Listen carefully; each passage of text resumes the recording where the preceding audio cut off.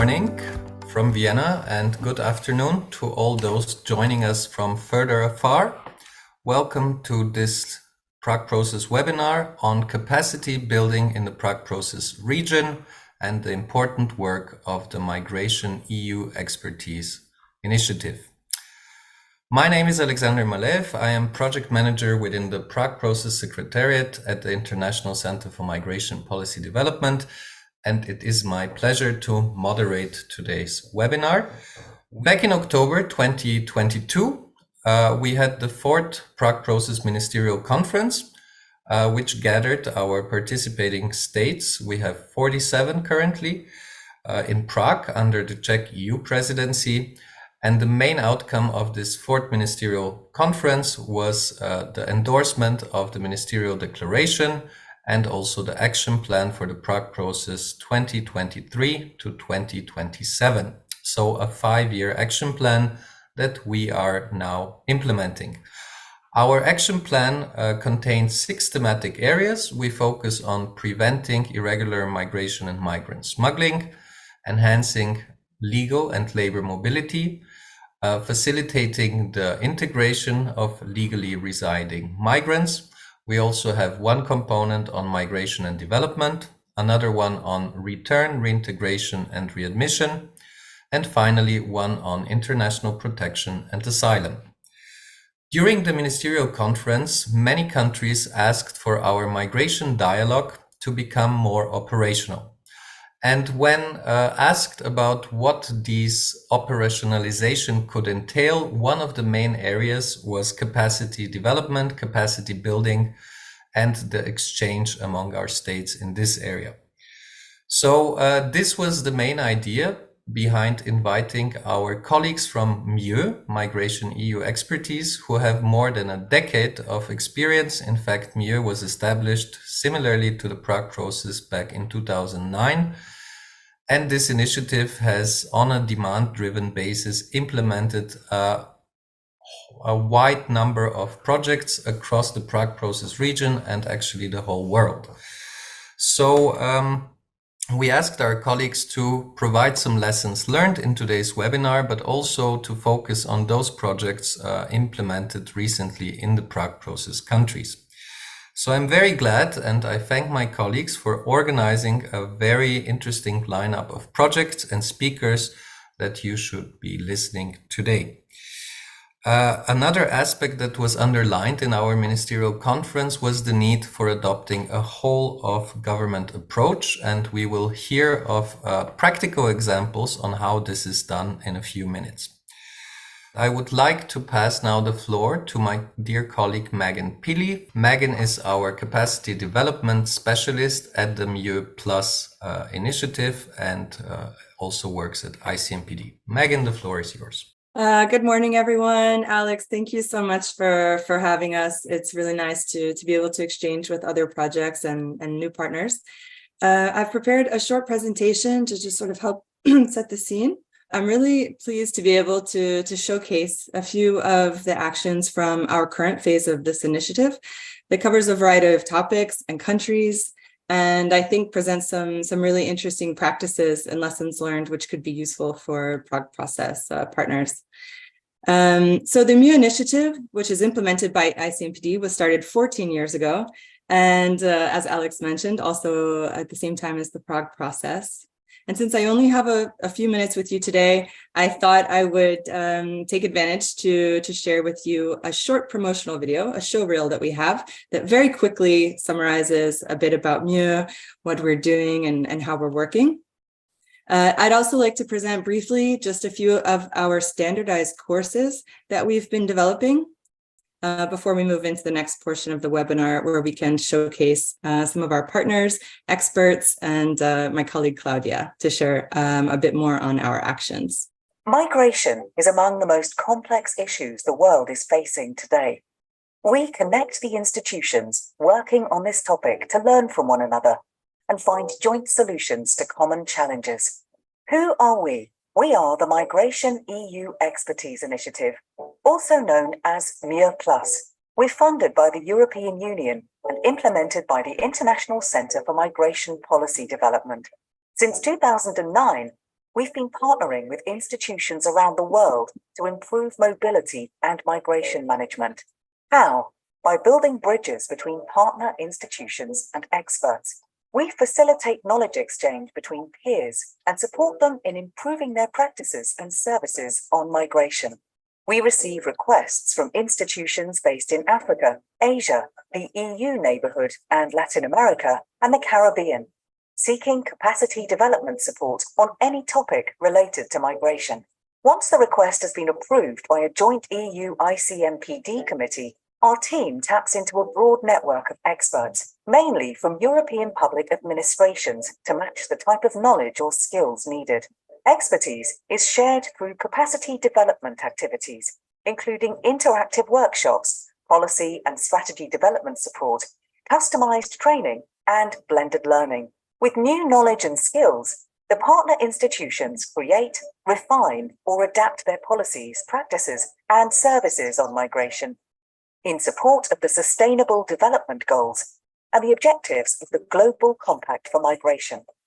After 12 years of activities, our global network includes hundreds of migration experts. Through our activities, we've made a difference in close to 100 countries, training 10,000 participants while providing support for institutions fighting human trafficking, crafting strategies on migration, diaspora engagement, and migrant inclusion, and reinforcing the skill sets of asylum practitioners, labor attachés, statisticians, consular staff, and migration officers. Today, our work also plays an important role in helping countries cope with the effects of the COVID-19 pandemic as part of the EU's Team Europe approach. Become involved and join the international community of institutions and experts building bridges on migration. So MIEUX is a global project building bridges between EU member states and partner countries. We cover all topics related to migration, and we provide tailored training programs, but also support interinstitutional coordination and policy development. As a pioneer, we were first focused on offering technical assistance, so very short workshops. The facility has really evolved and blossomed into what is now a comprehensive capacity development mechanism to exchange knowledge and practices between partners. Over the years, we've witnessed firsthand how capacity development can be instrumental in promoting a rights-based migration governance, and how a demand-driven and peer-to-peer approach leads to greater ownership with our partners. With the latest phase of our initiative, we've focused on capacity development as a collaborative process that's taking a whole-of-government approach and looks at the individual institutional levels as well as the enabling environment. So this is one of the main differences between our shift from technical assistance to capacity building to capacity development. We've also been working on the standardization of training tools and methods, certification and professionalization by working more closely with our partners, their training schools, and public administration and diplomatic academies. One of our standardized competency-based courses for migration professionals is the Vocational Training of Trainer course. We built this course to accommodate busy professional learners, and our standardized course includes flexible self-paced online modules, which are followed by a 5-day face-to-face training session. These course materials are available in English, Arabic, Portuguese, French, and Spanish. We're also launching a course on a holistic approach to integration, which features best practices from EU member states, and it's a collaboration between the University of Continuing Education Austria Krems. This free course will be finalized during this summer, and we'll be sharing information on how to register if you're interested. So from me, this is my very brief introduction to MIEUX. I'm really happy to answer any questions you have, and I'd like to turn the floor over to start our presentations, which will give you a much better idea of how this capacity development is being operationalized. So thank you so much, Alex. I'll turn the floor over to you. Thanks a lot, Megan, and thank you also for introducing MIEUX in such a brief and concise way. I would now like to pass the floor to my dear colleague Claudia Madruga Leal, who is working at the MIEUX team and who will present a bit more on the integration course that was mentioned, but also dwell deeper on how whole of government approaches are actually implemented on the ground. And I think we will now hear from an example that is outside our region, but still relevant for the upcoming presentations. Claudia, floor is yours.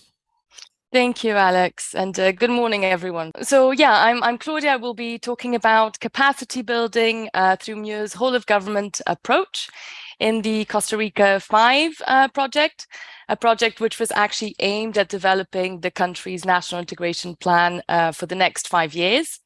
From 2023 till 2027. So integration is obviously one of the topics that MIEUX works on as one of the key migration topics. And it's a transversal topic.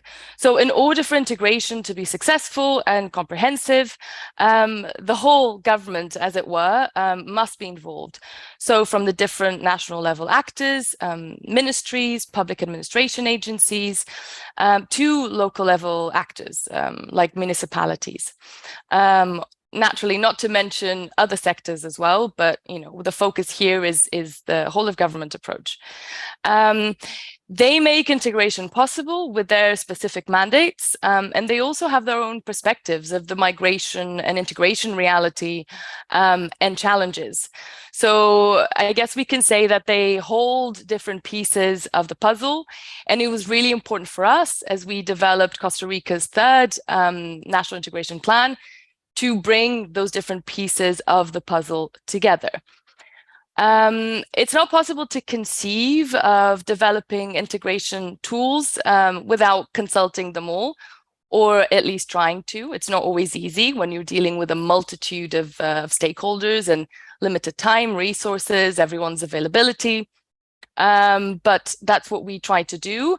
And we really wanted to hear what everyone had to say so that this process would be as participatory, inclusive, and holistic as possible. So at the same time, it is also really important to bring in different experiences and good practices in a way that fosters a discussion on possible solutions to the challenges identified. Sometimes a little brainstorming goes a long way, and just really hearing from very different experiences in countries and continents can be a really enriching approach. So in this sense, we really aimed for and applied a twofold participatory approach for the development of the National Integration Plan, where not only did we try to involve all of the relevant stakeholders national stakeholders in Costa Rica, but we also brought in experience from EU member state countries, including Prague Process countries.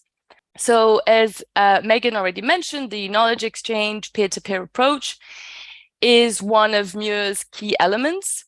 So as I said, to develop the plan, we deployed EUMS, including Prague Process countries, as some of the ones you see on the screen, to share their particular experiences with Costa Rican practitioners, and therefore kickstart a discussion on different realities, on what could be retained, what was not suitable for this context. But the idea really was to make discussions more enriching. So, for instance, Austria presented this good practice on when it comes to recognition, validation, and accreditation of qualifications from abroad, which is often one of the elements that prevent migrants from being integrated in their destination country, is that they have no way to prove the qualifications and certifications that they already have from the origin country, right? So this was an interesting practice that was shared. Another one was, for instance, Portugal on the one-stop shop mechanism, which gathers different services, institutions, and support offices for migrants in one single one-stop shop center, thus making the whole bureaucratic and administrative process a lot easier. So what were the elements that Costa Rica could think about retaining for that?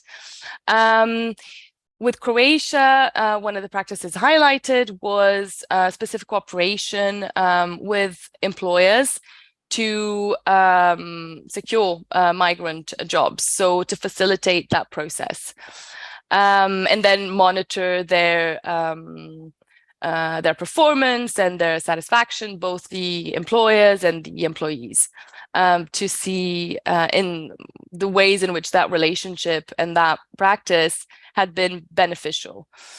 Italy focused on a multi-level network.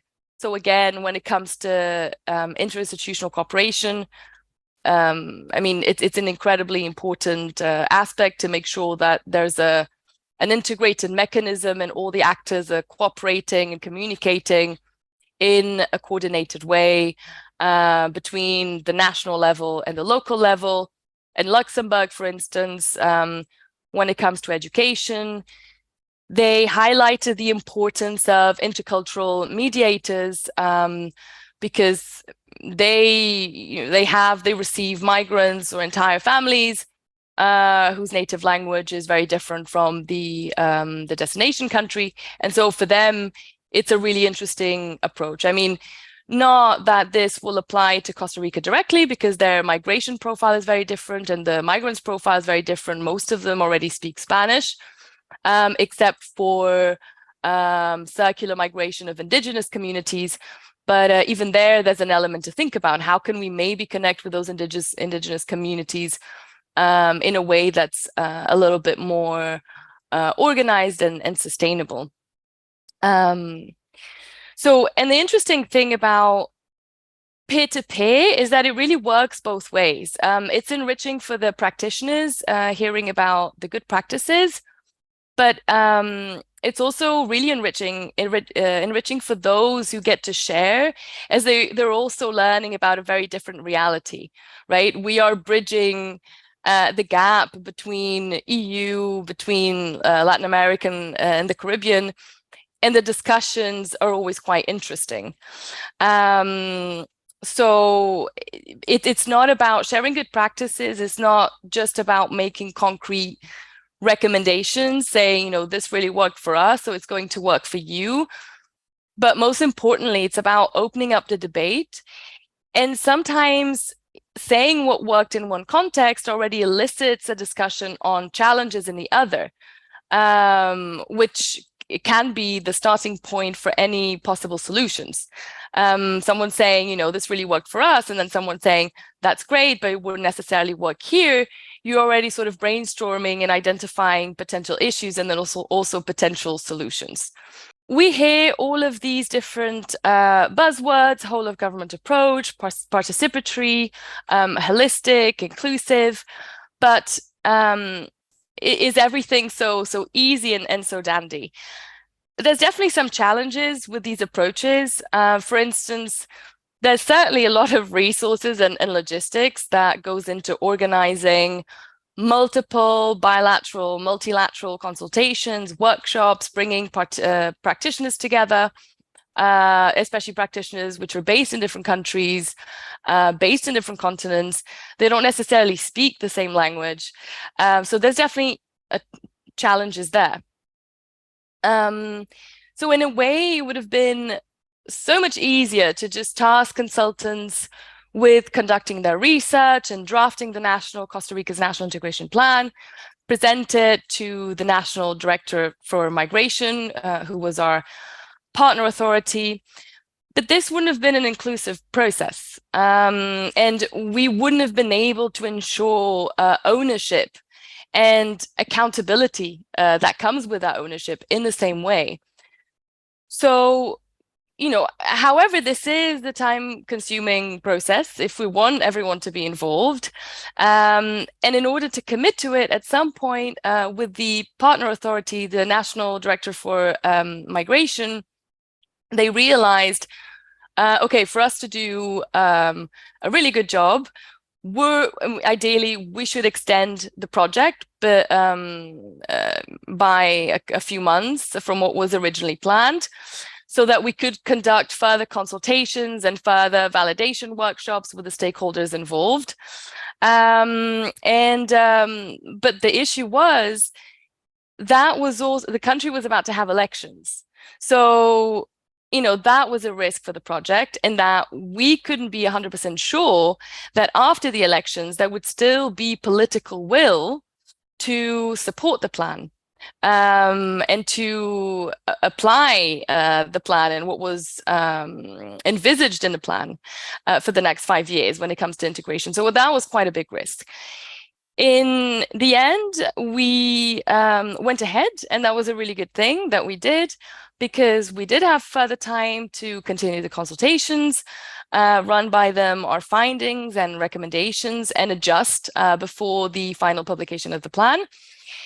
And, this may come as no surprise, but people were very happy to be involved from the beginning.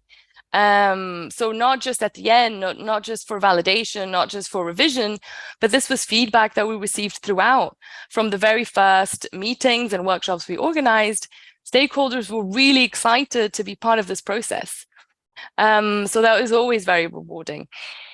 And so in the end, just to finalize this presentation, not only did we develop Costa Rica's national integration plan, or helped Costa Rica develop its own national integration plan, but we also created fora where practitioners who work on integration and who believe in integration and that it is a force for good could come together and also develop closer professional relationships. In this sense, I think we really made this process richer, with really interesting exchanges. And through these discussions, we also ensured greater ownership of the process and the plan itself. And as I said, with ownership comes accountability. So I think ultimately this approach, whole of government, participatory, and very holistic, proved to be very rewarding and very successful. So that concludes my presentation on this example. Thank you, Claudia, for setting the scene. And I think we will now be moving actually on the same topic of integration closer to our region, namely to Estonia. So Artyom Teplyuk is advisor at the Ministry of Culture of Estonia, and he will be briefly introducing one of the projects implemented together with MIEUX, touching on whole of government again, but also integration. Thank you, Alexander, for introducing me.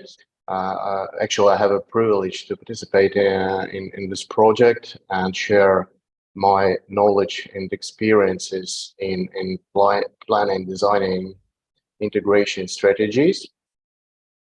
And we have relatively small group of experts, so three of us currently compiling two documents. One of this, it's integration strategy and action plan for Azerbaijani authorities. And now I'll talk a bit about the process, about the knowledge we gained, and about our experiences. So the main aim of the project is to support the State Migration Service of Azerbaijan and its stakeholders in developing two documents. One is the strategy, integration strategy, and other is an action plan. So where specific measures, actions, indicators are outlined. Actually, it's a big challenge, not only for us, but also for our counterparts in Azerbaijan, because it's the first integration strategy in the country.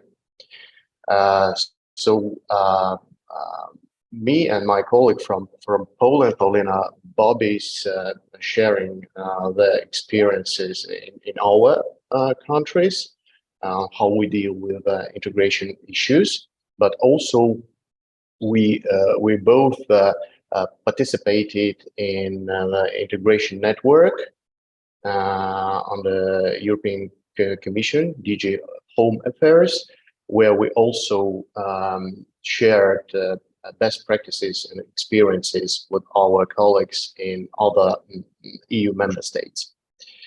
So yes, and maybe some words about the cycle of integration policy. So the project started actually last year with the agenda setting. So the state migration institution applied for ICMPD for this kind of support. And we commenced on compiling needs assessment report, which is already in the hands of our colleagues in Azerbaijan. And now we are finishing with the strategy and action plan. And the timeline is that in September, we will hold the final meeting with our colleagues in Azerbaijan and finalize these documents. And maybe I will touch upon the second step of this policy cycle, which is policy design. So we had several events that took place in Baku.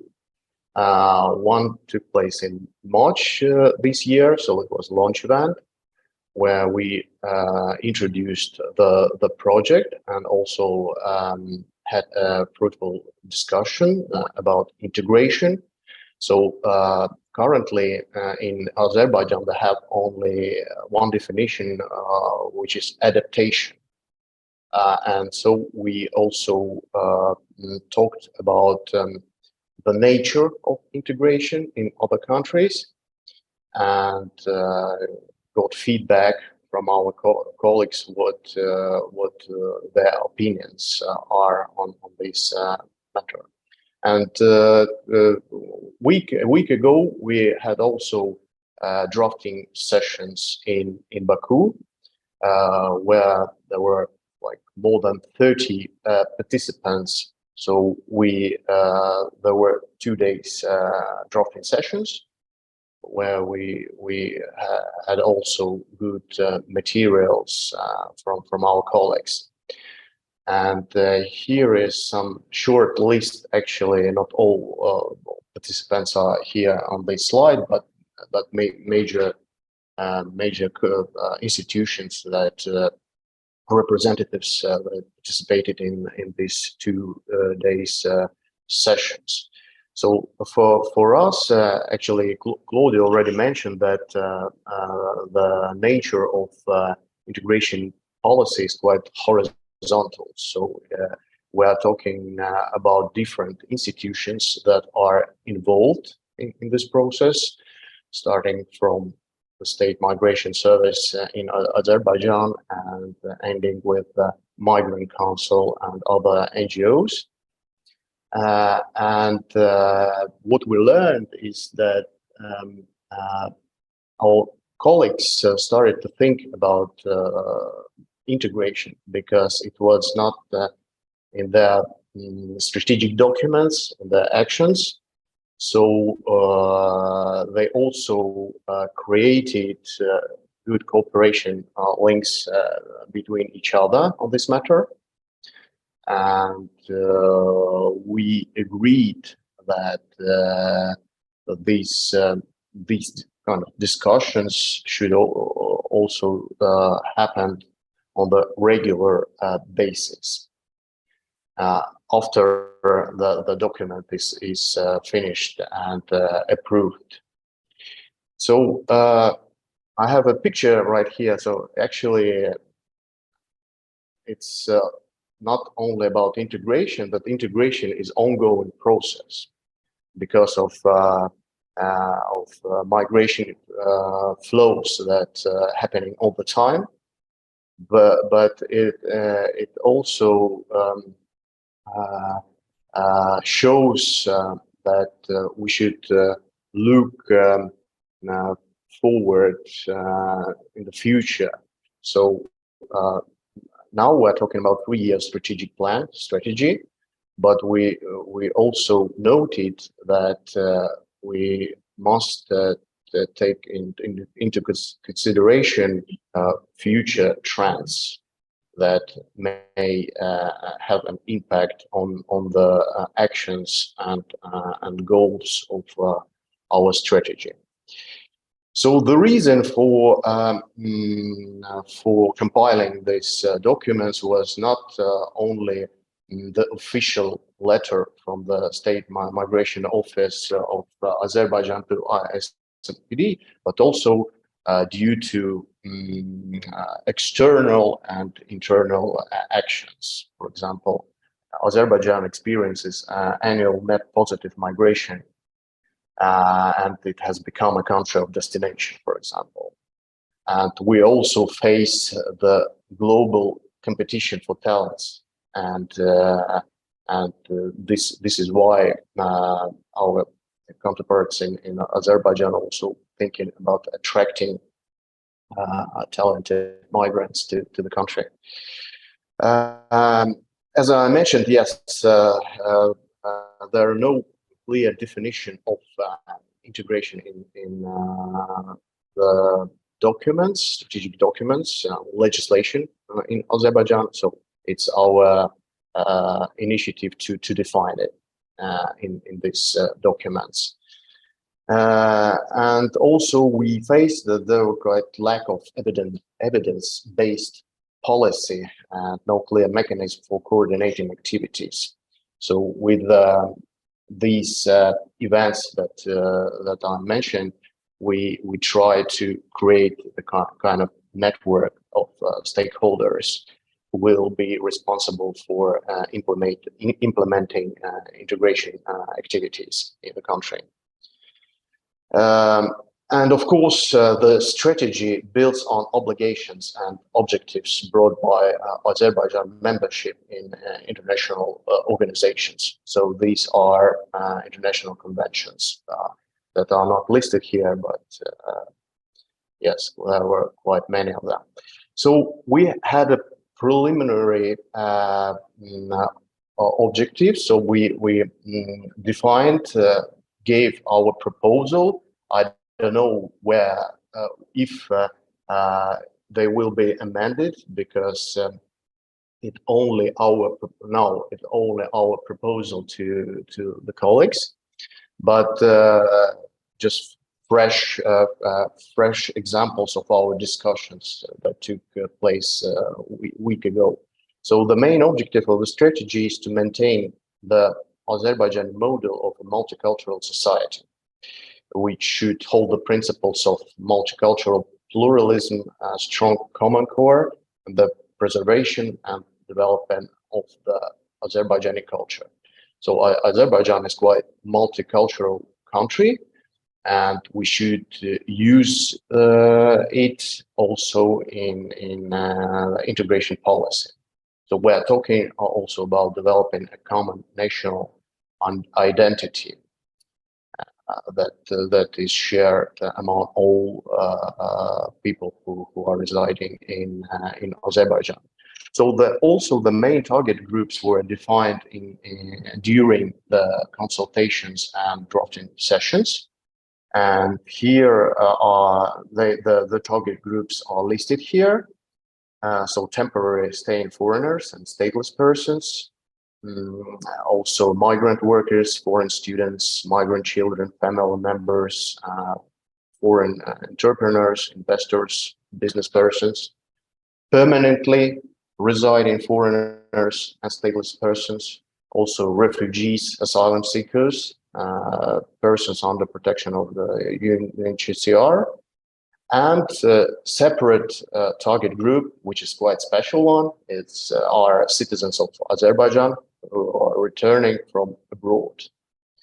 So they are so-called returnees that actually need different approaches to integration. And we also define pillars of integration that actually are similar to the practice of EU countries.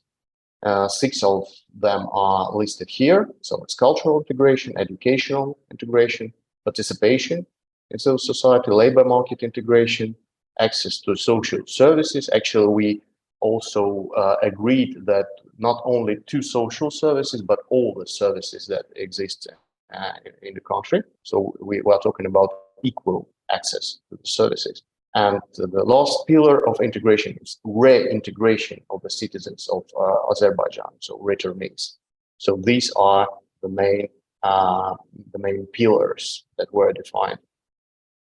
And my last slide is about the expected results of this project.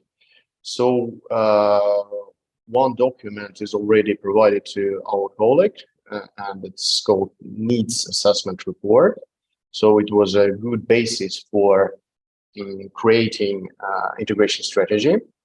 And also, so yes, the integration strategy itself and action plan are the two major documents that will be developed during this project. And of course, we're talking about strengthening the institutional capacity of the State Migration Service that will coordinate the whole process of integration in the country. And the knowledge and skills of Azerbaijani authorities are also enhanced, and institutional coordination is increased. So Megan also talked about the trainings that will be provided already are provided to our colleagues in different countries. So maybe a short presentation from me. If you have questions, you're welcome. Thank you. Thank you very much, Artyom. This was very insightful, and I can already see that capacity building or capacity development within MIEUX goes far beyond just trainings. It's actually policy development, and on a very practical level that is then also implemented on the ground.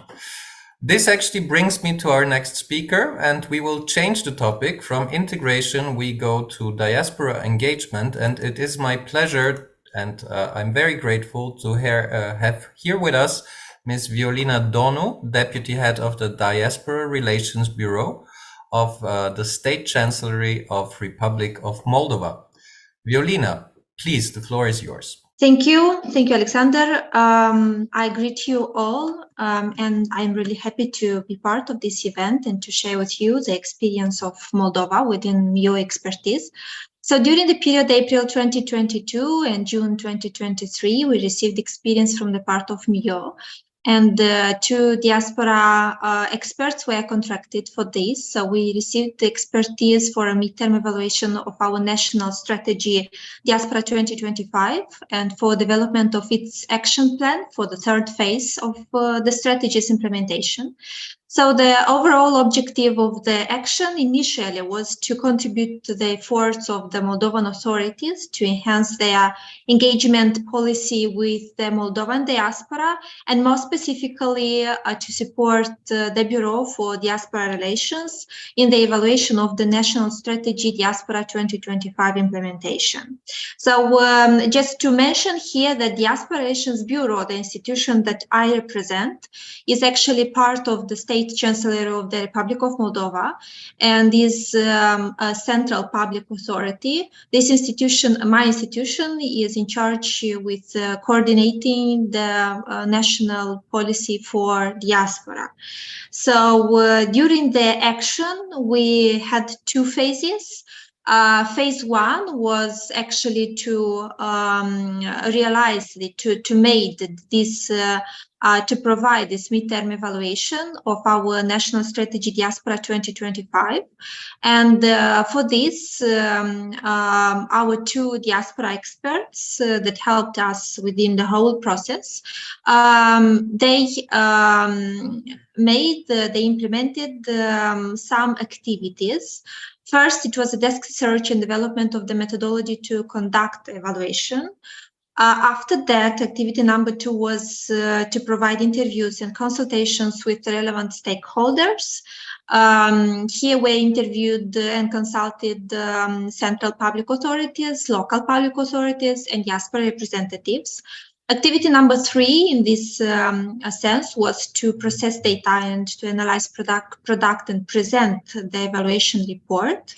Also, activity number 4 was to organize the capacity building workshops and to support the drafting of an action plan for the third phase of implementation of our national strategy, Diaspora 2025.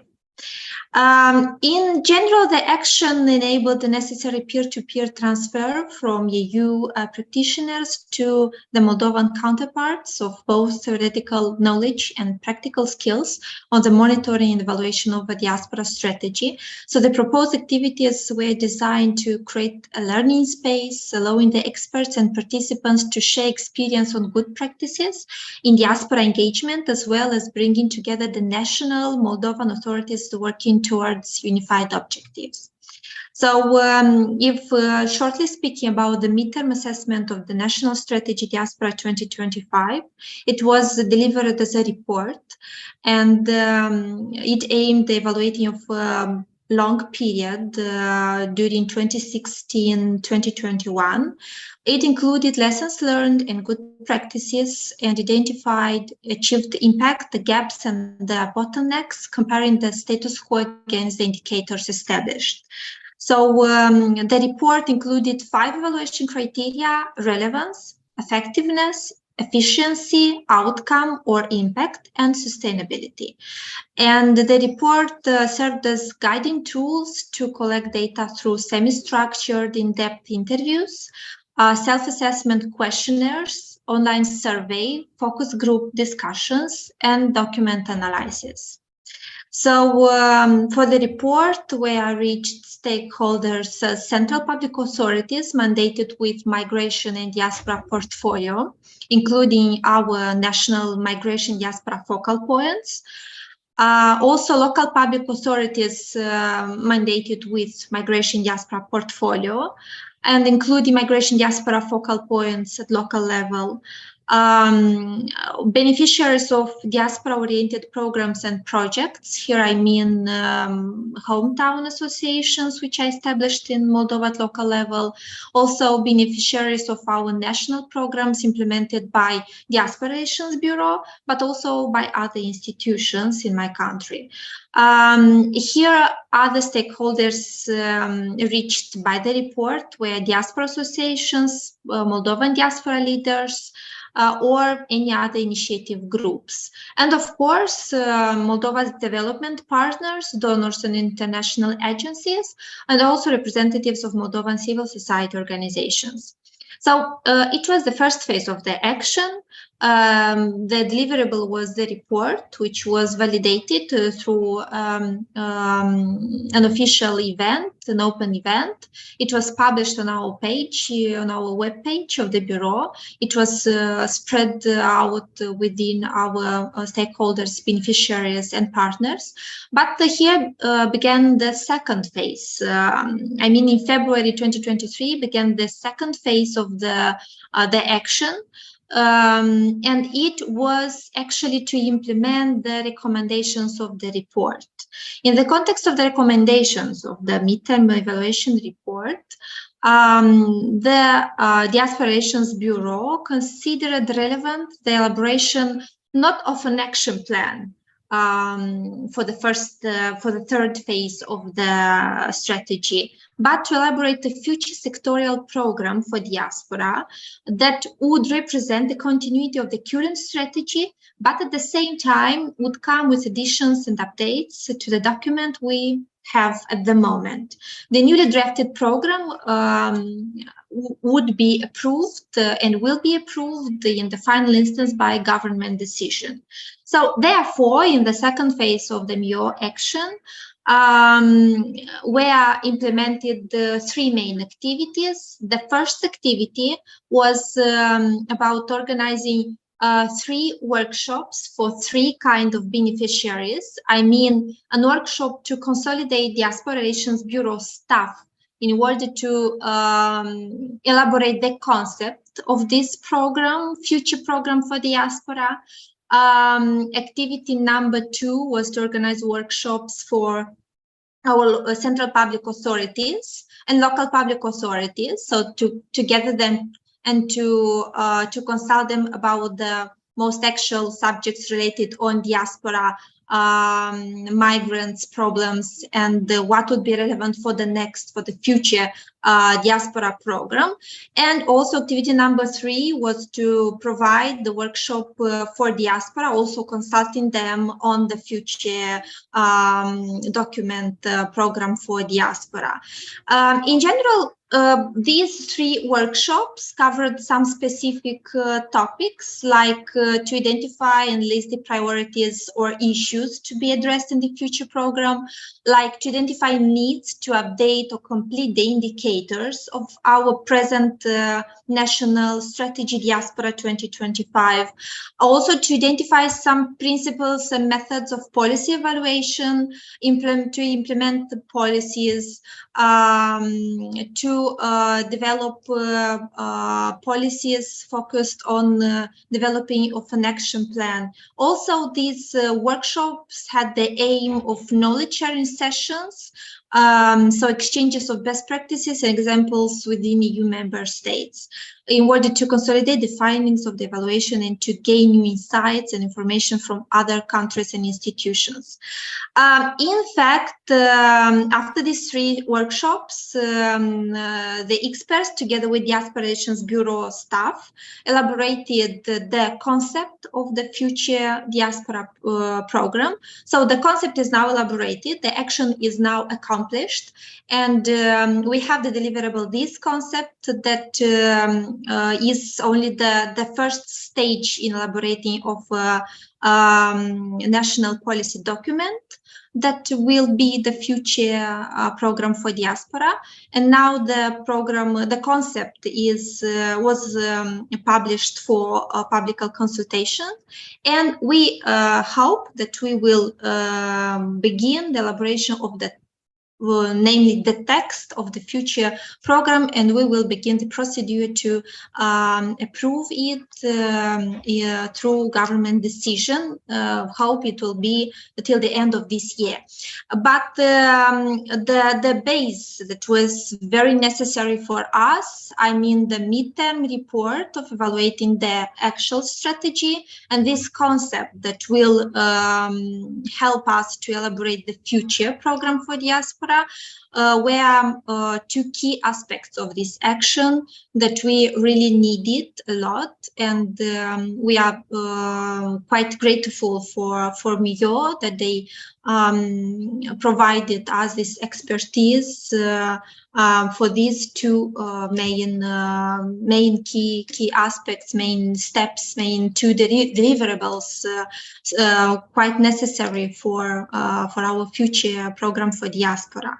So an added value of this exercise was in general not only for the Aspirations Bureau but for Moldovan authorities to be keen to conduct an external assessment of their current institutional framework related to diaspora engagement, with a specific focus on the role and mandate of the Aspirations Bureau and possible evolutions in the short, medium and long term for more efficiency in engaging with diaspora members. Thank you very much, Violina. A very comprehensive and forward-looking project, and diaspora engagement is of course also one of the provisions of the Prague Process Action Plan. So we look forward to actually hearing more about the final outcome of all your endeavors in this direction.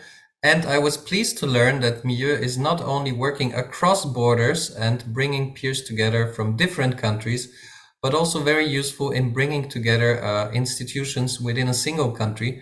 So it was very interesting to also hear that you consolidated your structures and exchanges at national level and also engaged with local authorities. We will now actually switch to another country and topic, and I'm glad that it is actually crisis preparedness, because this is one of the key issues that we have in our new action plan.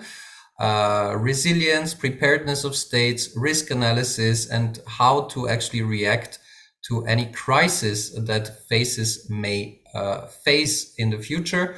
And in this sense, we will have now the opportunity to hear a bit more from the Georgian experience in a capacity development project on crisis preparedness, and also how the whole of mission approach was implemented.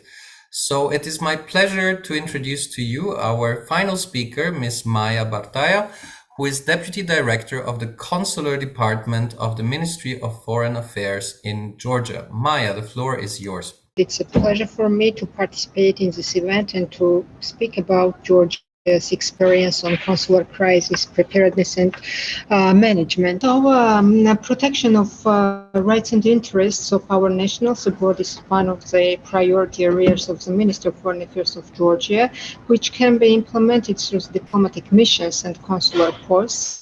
Which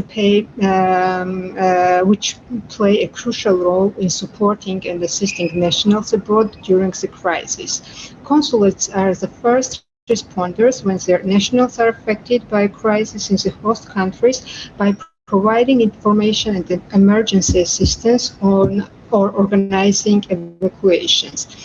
An adequate crisis preparedness and strategic planning can improve the quality and quantity of interventions required during an emergency. Back in 2015, the mandate that was given to ICMPD by the EU was quite clear. ICMPD was tasked to support the development and implementation of MIEUX guidelines through capacity building initiatives.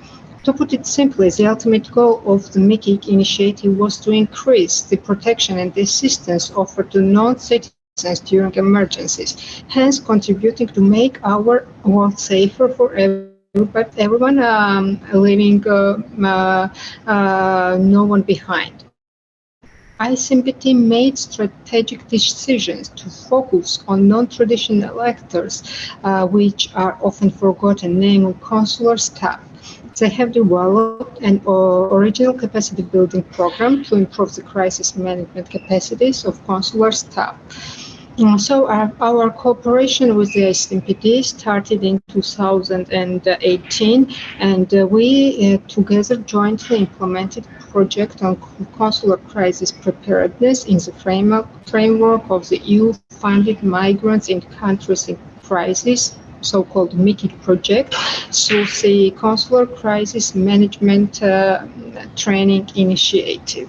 Within the MIEUX initiative, we carried out several activities, in particular a total of 90 Georgian MFA officials, including consular staff and diplomats accredited in foreign countries, at least one from per embassy, were trained on consular crisis management by 5 Georgian trainers trained and certified as part of the MIEUX program. As the CCMT initiative in Georgia has been instrumental in launching the creation of a crisis management council within the MFA and supported development of the national policy paper on crisis management, which was called Rule of Taking Action by the MFA of Georgia in crisis situations occurring abroad, and related guidelines on contingency plan for embassies as an annex. We also developed a tailored training curriculum, was designed and integrated into the training program of the Diplomatic Academy. What we achieved was positively assessed by the international community, and we have achieved in Georgia has become a good practice and source of inspiration for other countries to roll out similar programs and initiatives. So the framework was really in time and meets the urgent needs of the Georgia MFA, which was at the time in the process of modernization and optimization of consular work. As a result of the implementation of established guidelines, Consular Department has got one more instrument to improve its performance abroad for protecting the interests and rights of Georgian citizens and ensure security of citizens of Georgia throughout emergencies occurring abroad. In other words, this internal regulation shows how MFA work and what support they can give to the diplomatic community and their citizens. So this document gives clear definition of crisis and difference between the consular crisis and consular assistance. For example, for Georgia, it means that when it endangers the lives of Georgian nationals and or causes human casualties, make it impossible for the diplomatic post to perform day-to-day duties, which means including large number of Georgian nationals seeking assistance or guidance, and including any real or potential threats to post staff and or building security, safety, and present a breach of normal living conditions of nationals living abroad. One more important element of this national policy document is decision to go into the crisis mode, which means that so these decisions should be made by the ambassador, head of the mission. Crisis event could be different, and such crisis situations requires the diplomatic representation to organize itself very rapidly to manage several different key factors simultaneously. In other words, when a crisis hits, the function of the embassy staffs needs to be organized in a different way compared to regular daily consular work, but also more broadly embassy work. So as I mentioned, the ambassador, head of mission, informed the MFA about the decision to enter into crisis mode, thus reorganizing the entire post, assigning roles, responsibilities, and tasks following specific crisis structure, organigram. Another important element of this document, our national policy document, is a contingency planning, which plays a crucial role in helping the MFA to react and mitigate the risks associated with crisis. Contingency plans should be updated regularly, at least once a year, and take into account Georgian national presence in the country of destinations, potential needs and capacities, or whenever there is a significant change in situation in the host country, political security, social and economic and demographic situation in the host country.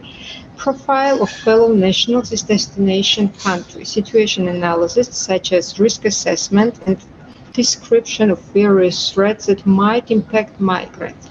It sets the objectives, implementation plan, including alert, level system, mobilization plan, communication plan, logistical requirements, etc. And also, with this document, we created crisis council at the central level, the Ministry of Foreign Affairs of Georgia, which is supervised by the Deputy Minister. It involves all relevant departments and ad hoc basis other state agencies. The main function of the Council is to coordinate and assist Georgian missions abroad throughout emergencies. We'll note that huge tension is ongoing on embassy and consular staff in crisis events. Therefore, Council ensures communication with media, being it in the media in Georgia and or in host country. Elaborates, prepares the communication messages, simplifying the work of the staff. In response to past challenges, we seek to strengthen preparedness of relevant actors to address and respond to further crises, as well as develop tools on approaches to strengthen the ability of relevant actors to prepare for, respond to, alleviate suffering, and protect the dignity and rights of citizens caught in situations of acute crisis, and to strengthen their preparedness for meeting new challenges through capacity building support. The pilot project MIEUX is a direct continuation of the support provided within the framework of the EU-funded MIEUX project through the Consular Crisis Management Training Initiative. Within the frames of the MIEUX project, assessment report of consular crisis management policies and training capacities was developed.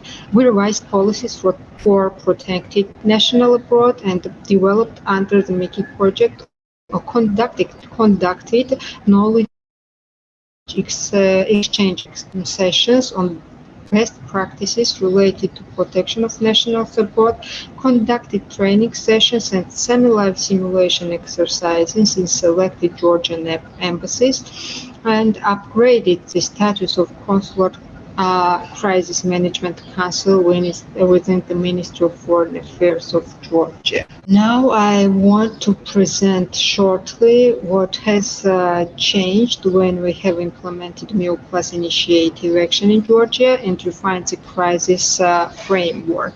So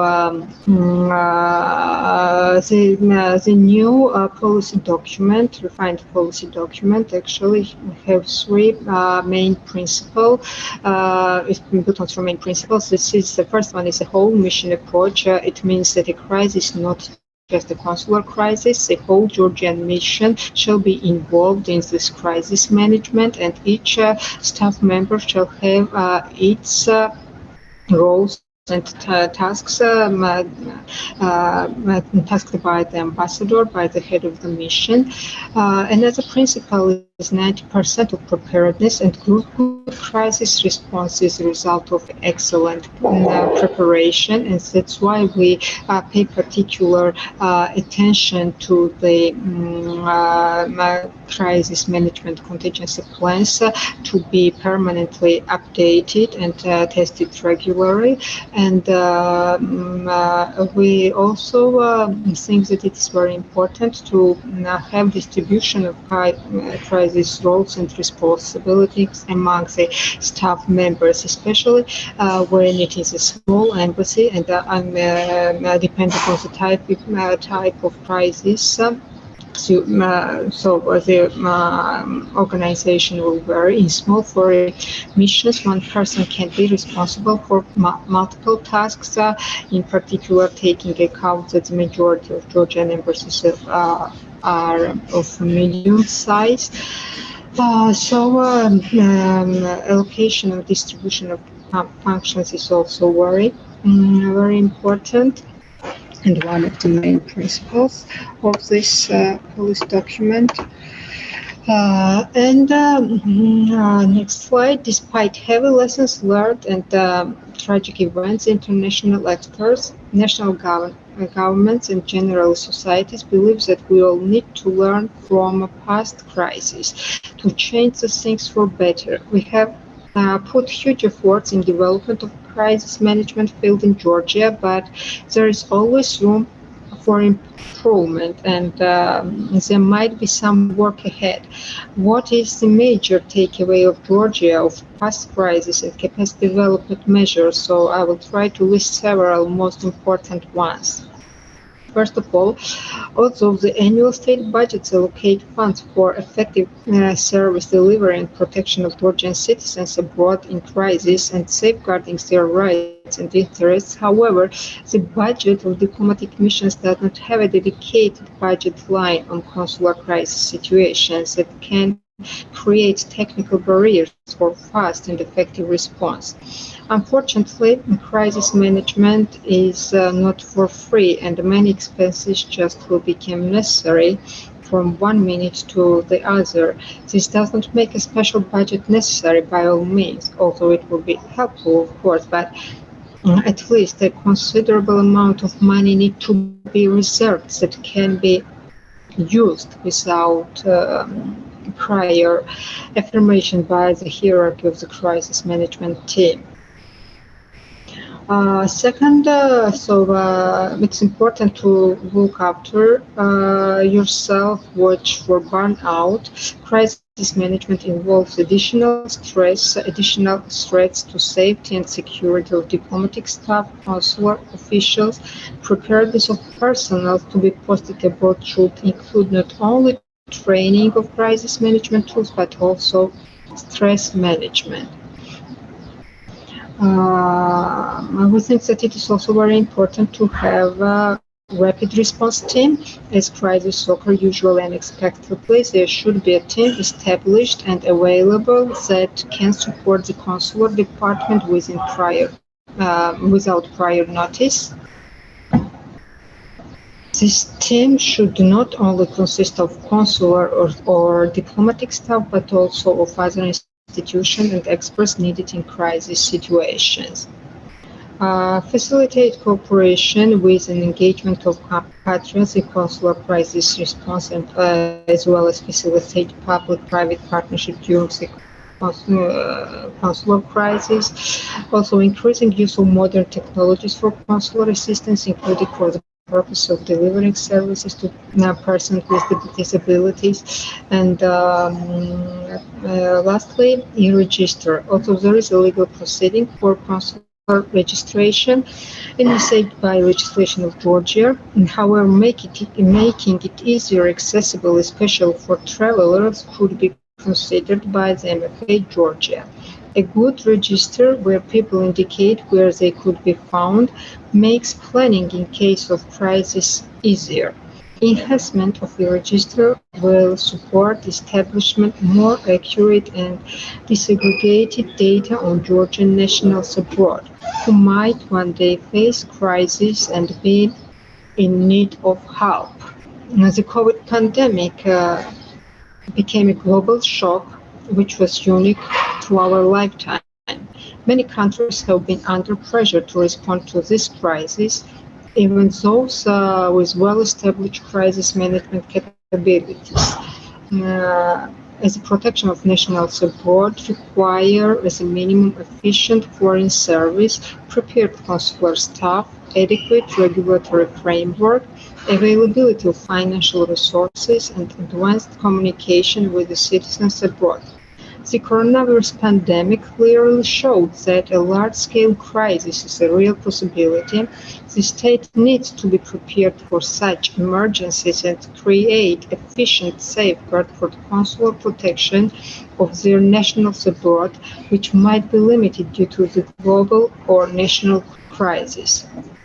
The crisis can be handled only through effective and successful cooperation among various state agencies at the national and international level, as well as partnership with the third countries.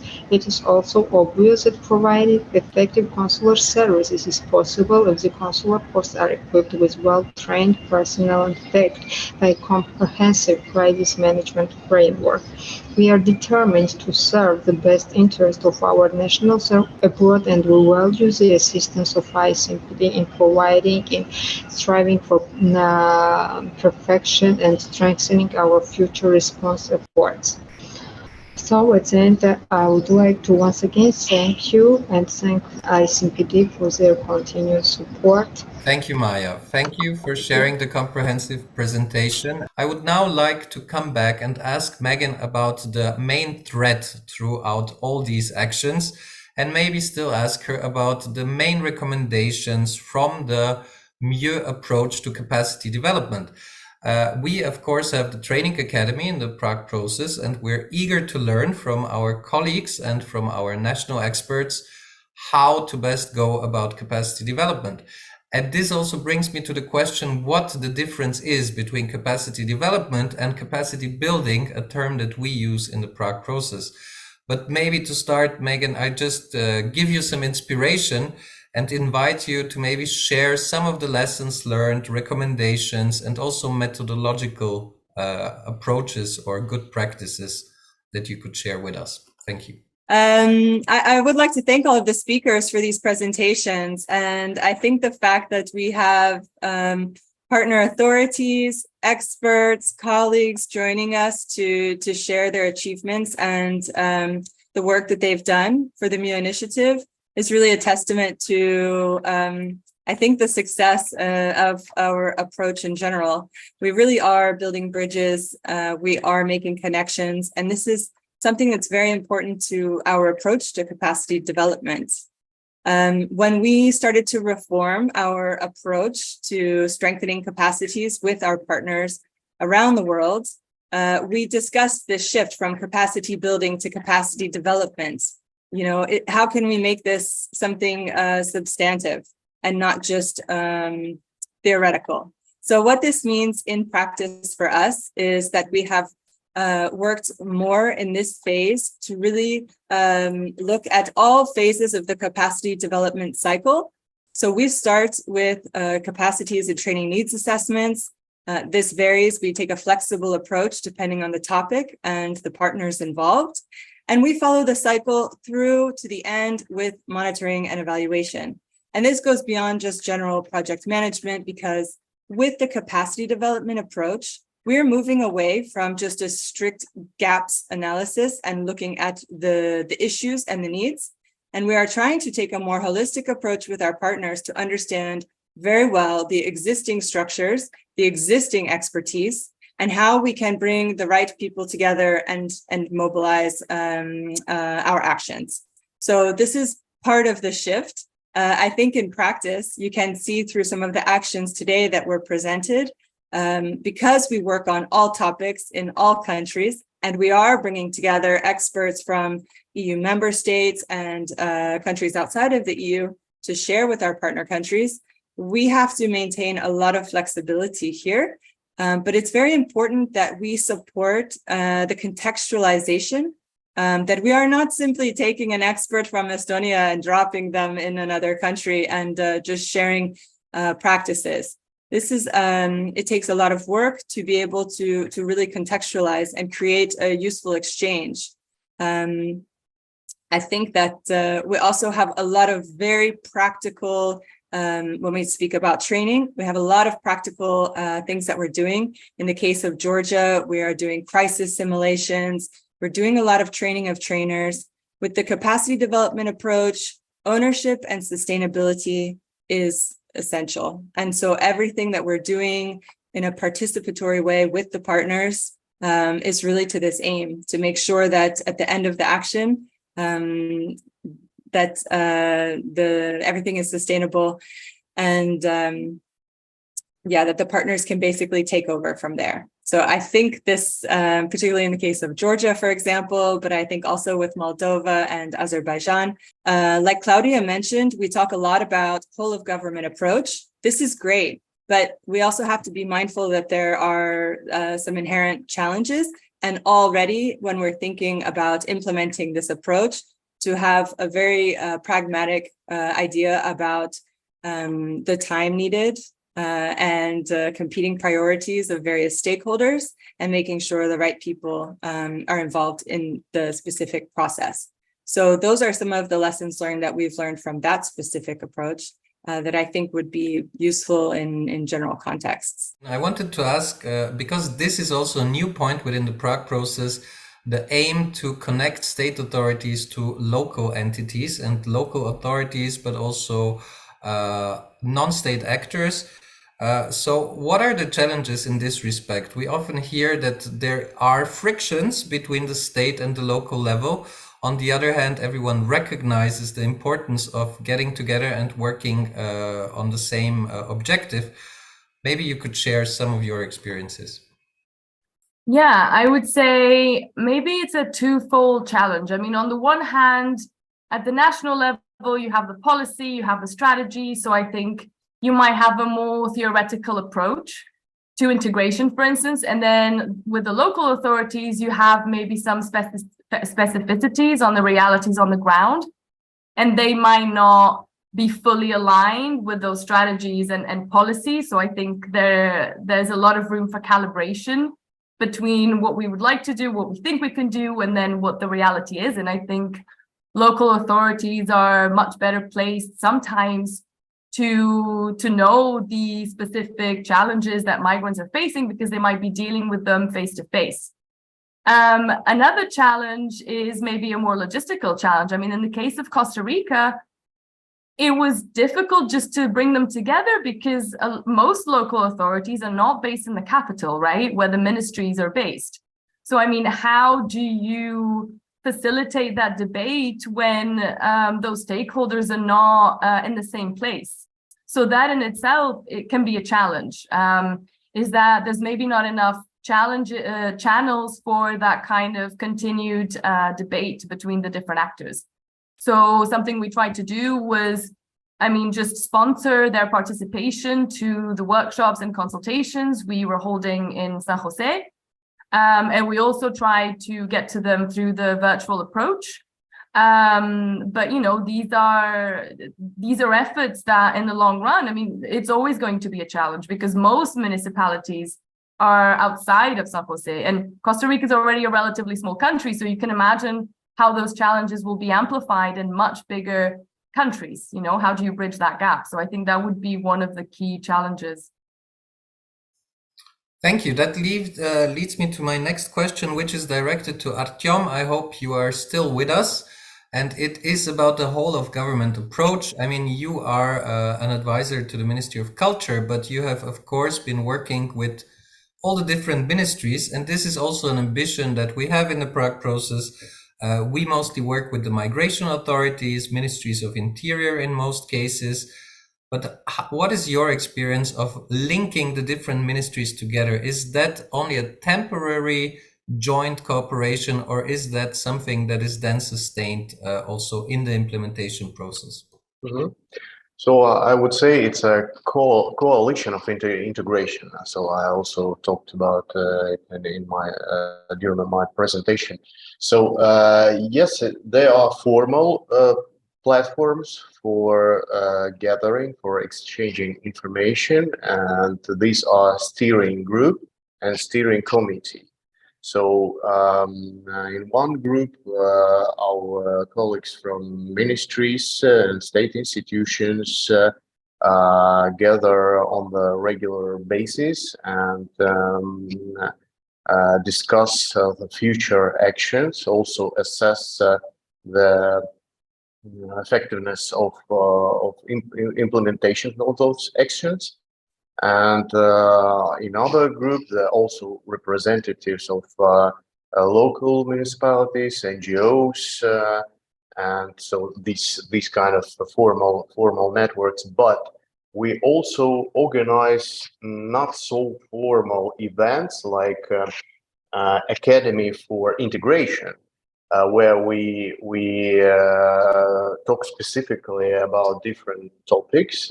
For example, this year we talked about the role of education in the integration policy, and other thing how to motivate our colleagues is to analyze and to look in the strategies. I mean, each ministry has its own strategy, and we also talk about mainstreaming integration activities into different policy areas because it's a horizontal one. So when our colleagues are they know the nature of integration, and they also implement those activities in their strategic documents. So it's a great motivator for us also. So maybe as some thoughts. Thank you. We shall make sure that all our ambitions are then also reflected in the respective sectoral strategies, I hear from you. And I wish you all a very pleasant day and a good summer break, and hope to see you soon again in autumn or late summer. Goodbye.